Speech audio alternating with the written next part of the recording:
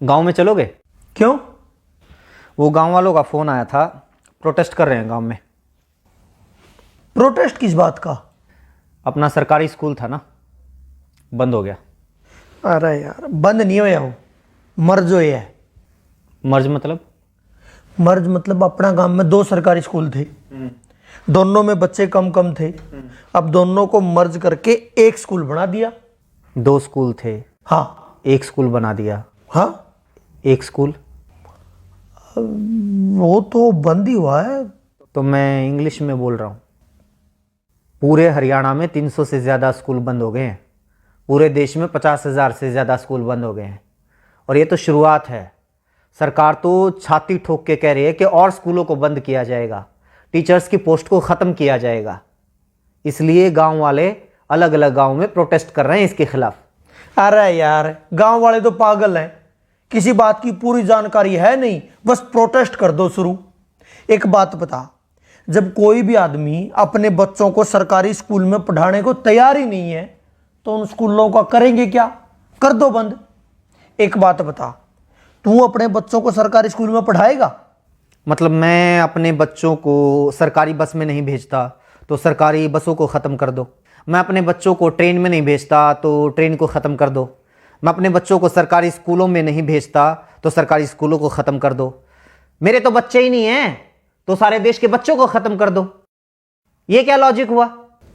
अरे तू अपनी छोड़, एक बात बता, सरकारी स्कूलों में जितने टीचर्स हैं क्या वो अपने बच्चों को सरकारी स्कूलों में पढ़ाते हैं? उससे भी बड़ा सवाल यह है कि वो अपने बच्चों को सरकारी स्कूलों में क्यों नहीं पढ़ाते हैं? क्यों नहीं पढ़ाते? क्योंकि सरकारी स्कूलों को पढ़ने लायक नहीं छोड़ा गया है। स्कूलों में टीचर नहीं है। शायद ही कोई ऐसा स्कूल हो जहां पर जितने टीचर्स की जरूरत है उतने टीचर हों।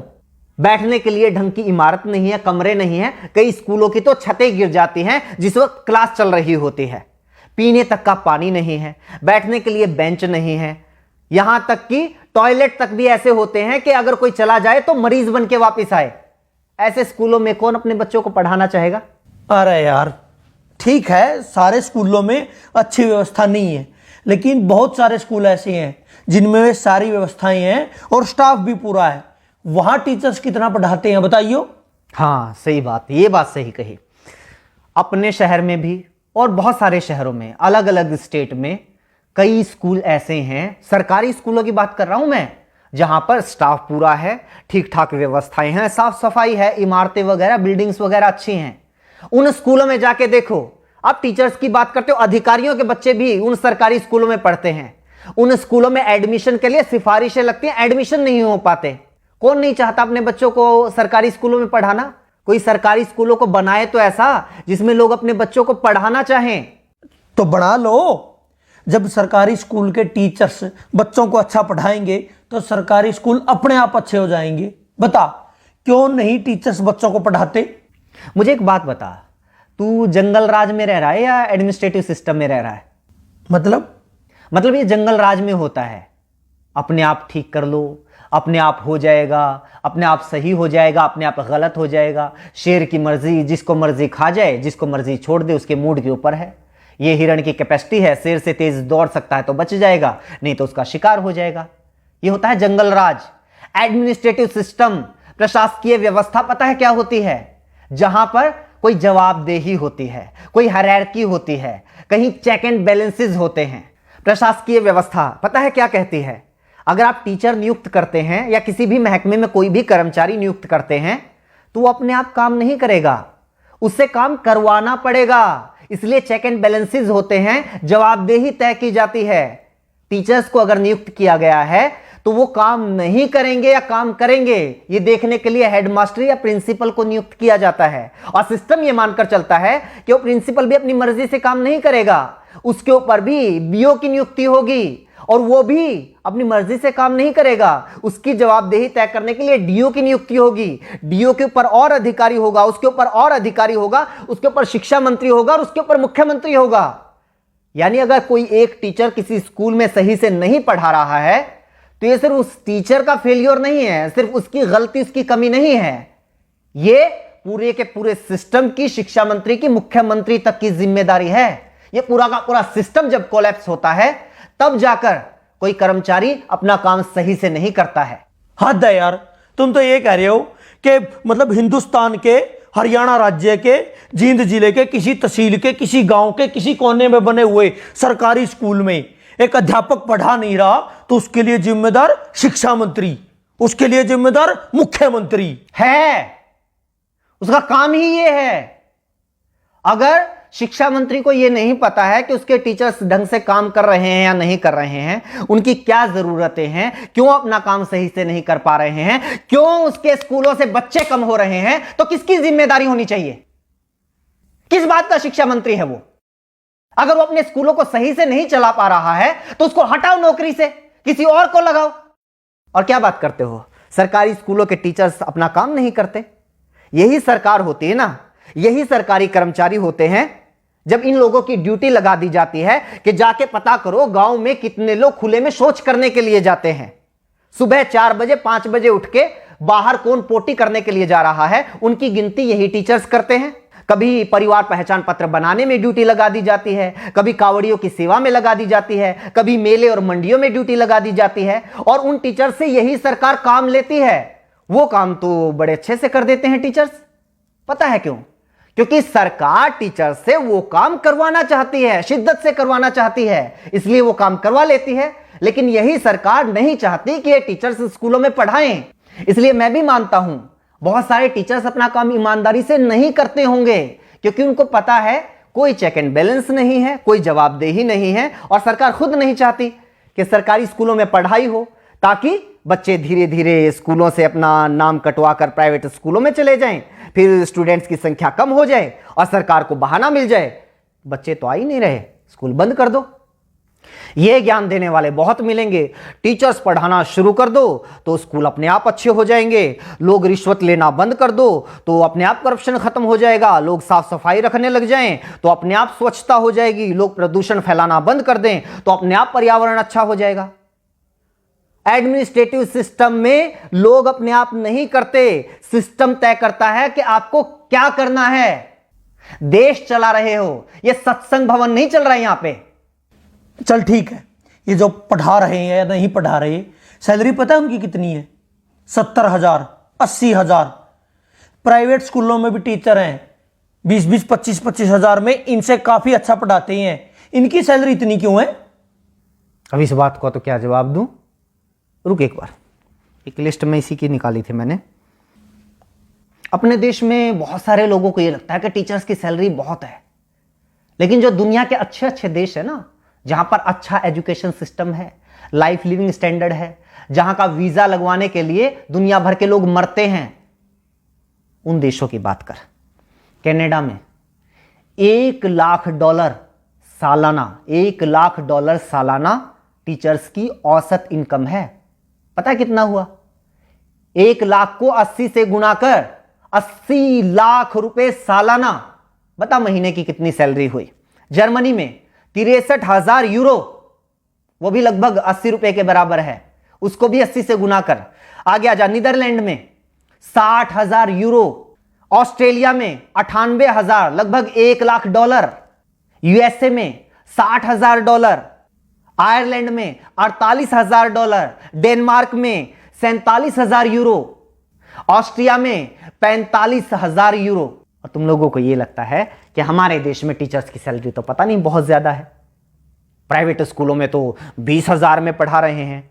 जब सरकारी स्कूल वालों की 20,000 रुपए सैलरी कर दोगे ना, तो फिर 10,000 वाले आएंगे, वो कहेंगे कि हम 10,000 में पढ़ाने के लिए तैयार हैं। और जब 10,000 सैलरी कर दोगे तो 5,000 वाले आएंगे, और जब 5,000 कर दोगे तो 500 रुपए वाले आएंगे कि हम 500 रुपए में पढ़ाने के लिए तैयार हैं। और जब 500 कर दोगे तो वो लोग भी आएंगे कि जी बस 2 टाइम की रोटी दे देना, हम तो उसी में पढ़ा लेंगे। और जब वो भी कर दोगे तो वो भी आएंगे कि रोटी की भी जरूरत नहीं है, सिर छुपाने के लिए बस छत दे देना तो हम पढ़ा लेंगे। कितना नीचे जाओगे? बनना तो अमेरिका कनाडा है, लेकिन नीतियां तुम्हें सोमालिया जैसी चाहिए। इसीलिए तो हमारे देश के जो अच्छे वैज्ञानिक हैं वो मौका मिलते ही विदेश में कट लेते हैं। अच्छे इंजीनियर विदेश में चले जाते हैं, और अच्छे पढ़ाने वाले भी विदेश में चले जाते हैं। दुनिया का ढंग का ऐसा कोई विकसित देश उठाकर देख लो, वहां पर शिक्षा मुफ्त होगी या फिर बहुत थोड़ा बहुत खर्च करके कोई भी अपने बच्चों को अच्छी शिक्षा दे सकता है। स्वास्थ्य सेवाएं मुफ्त होंगी या फिर थोड़े बहुत खर्चे पर कोई भी अपना इलाज करवा सकता है। हाँ, ये आई बात, मुफ्त स्वास्थ्य सेवाएं मुफ्त, शिक्षा मुफ्त, ट्रांसपोर्ट मुफ्त। ये जो मुफ्त की रेवड़ियों वाला सिस्टम है ना, यही गलत है। क्यों दो भाई मुफ्त? एक तो ये बात गलती से मुझसे ही निकल गई, फ्री। फ्री क्या होता है? तो सरकार को टैक्स देता है, हाँ 28% तक जीएसटी देता है, दूध दही तक के ऊपर भी टैक्स है, पानी तक के ऊपर टैक्स है, कहीं इनकम टैक्स, कहीं प्रॉपर्टी टैक्स, कहीं जुर्माना है, कहीं टोल टैक्स, गाड़ी लो तो टैक्स, सुई लो तो टैक्स, हवाई जहाज लो तो टैक्स, 50 तरह के टैक्स देता है। पैदा होने वाले बच्चे से लेकर मरने वाले आदमी तक इस देश में हर कोई टैक्स देता है। एक भिखारी से लेकर अडानी अंबानी तक इस देश में हर कोई टैक्स देता है। लेकिन बदले में सरकार क्या देती है? अगर बदले में सरकार हमारे बच्चे को एजुकेशन तक नहीं दे पाती, बदले में सरकार हमारे बच्चे को हेल्थ सर्विसेज तक नहीं दे पाती, तो किस बात का टैक्स भाई? बात पता है क्या है? आज तो तुम लोगों की थोड़ी बहुत औकात हो गई है कि भाई 5-10 हजार रुपए महीने के तो अपने चिंटू मिंटू को पढ़ाने के लिए हम दे ही सकते हैं, इसलिए क्या करना है सरकारी स्कूलों का, करो बंद। अपने चिंटू मिंटू की चिंता है, लेकिन वो जो मनरेगा के मजदूर हैं वो कहां से लेके आएंगे भाई 5-10 हजार रुपए महीने की फीस? उनके बच्चे कहां पढ़ेंगे? मजदूरों के बच्चे, गरीब किसानों के बच्चे, उन लोगों के बच्चे कहां पढ़ेंगे जो लोग दिन में 100 रुपए कमा के लेके आते हैं और 80 रुपए का पौवा पी के सो जाते हैं बीवी को पीट के? वो बच्चे कहां जाएंगे? अगर ऐसी ही सोच कुछ साल पहले और लोगों की होती तो ना तो किसी मल्लाह के बेटे को अब्दुल कलाम देश के राष्ट्रपति बनना था और ना ही किसी चाय बेचने वाले के बेटे को प्रधानमंत्री बनना था। जाके पढ़ लो इन लोगों का इतिहास, जीवनियां। कौन से सेंट जोसेफ कॉन्वेंट स्कूल में पढ़े थे, इन्हीं सरकारी स्कूलों में पढ़ के इतने बड़े लोग बने हैं ये। और कॉन्वेंट स्कूलों में अपने बच्चों को पढ़ाकर चौड़ा होने वालों, याद रखना कुछ सालों के बाद अपने इन्हीं चिंटू मिंटू का नाम सरकारी कॉलेज, सरकारी यूनिवर्सिटी, सरकारी आईआईटी, सरकारी आईएएम, एनआईटी, सरकारी संस्थानों की लिस्ट में ढूंढते हुए मिलोगे। तब तो नहीं कहोगे कि ना हम तो अपने बच्चों को सरकारी यूनिवर्सिटी में नहीं पढ़ाएंगे, सरकारी कॉलेज में नहीं पढ़ाएंगे, हमें तो डीयू में एडमिशन नहीं चाहिए, पीयू में एडमिशन नहीं चाहिए, एमडीयू में केयू में एडमिशन नहीं चाहिए। तब भी पढ़ा लेना अपने बच्चों को प्राइवेट कॉलेज में या फिर प्राइवेट यूनिवर्सिटी में। पता है क्यों? क्योंकि प्राइवेट यूनिवर्सिटी से डिग्री करने वालों को तो मानते भी नहीं लोग कि ये सही डिग्री होगी, क्या पता फर्जी हो। ये रुतबा है आज भी सरकारी संस्थानों का, और कुछ साल पहले तक सरकारी स्कूलों का भी यही रुतबा था। लेकिन धीरे धीरे धीरे धीरे हालात ऐसे कर दिए कि आज सरकारी स्कूलों को बंद करने की मांग वो लोग कर रहे हैं जो खुद सरकारी स्कूलों में पढ़कर यहां तक पहुंचे हैं। मेरा ऊपर क्यों गर्म हो रहा है? मैं तो ये कह रहा हूं कि मतलब सारा सिस्टम ही खराब है। हाँ तो सिस्टम को सुधारो ना। ये क्या बात हुई? सरकारी स्कूलों को बंद कर दो, सरकारी अस्पतालों को बंद कर दो, सरकारी बस सेवा को बंद कर दो, सरकारी रेलवे को बंद कर दो। भाई ये सारी चीजें अगर सरकारी बंद हो जाएंगी, ये सारी चीजें प्राइवेट हो जाएंगी, तो फिर सरकार क्यों सरकारी होनी चाहिए? 20,000 रुपए में शिक्षा मंत्री भी मिल जाएगा, 25,000 रुपए मुख्यमंत्री भी मिल जाएगा, असल में तो फ्री में मिल जाएगा। असल में तो उल्टा मुख्यमंत्री शिक्षा मंत्री बनने के लिए पैसे देने वाले लोग मिल जाएंगे। इनको भी ले आओ प्राइवेट।